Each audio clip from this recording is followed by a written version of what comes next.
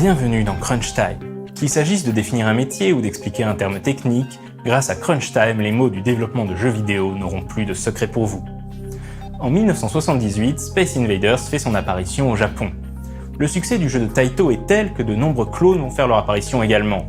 Le phénomène prend une telle ampleur qu'un problème nouveau se pose dans le monde du jeu vidéo, la protection de la propriété intellectuelle. Alors, je ne suis pas juriste en propriété intellectuelle, donc ce que je vais vous raconter sera forcément un peu simplifié, je m'en excuse d'avance.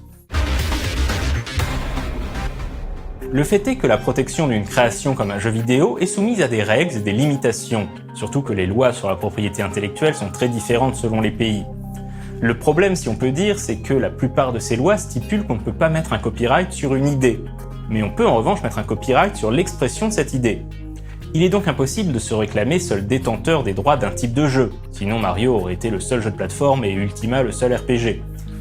En revanche, il est possible de déposer un copyright sur des éléments spécifiques au jeu comme le code, le game design, les noms, les personnages, les éléments graphiques et ainsi de suite.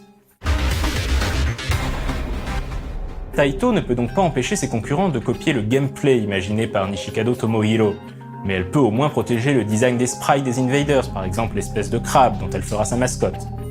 Ce design est encore à ce jour protégé par le copyright et une personne qui souhaite l'utiliser doit au préalable acquérir une licence auprès de Taito et sa maison mère Square Enix.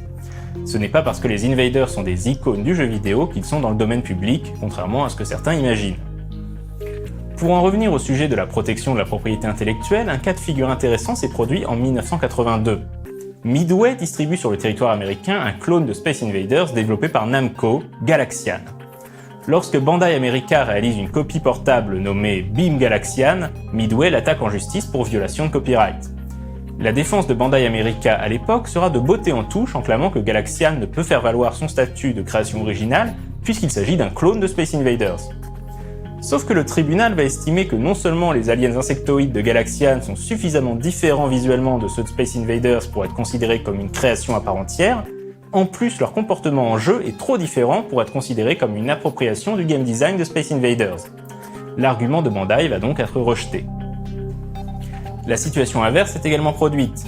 En 1981, le jeu Asteroids d'Atari inspirera un clone nommé Meteors, développé par Amusement World.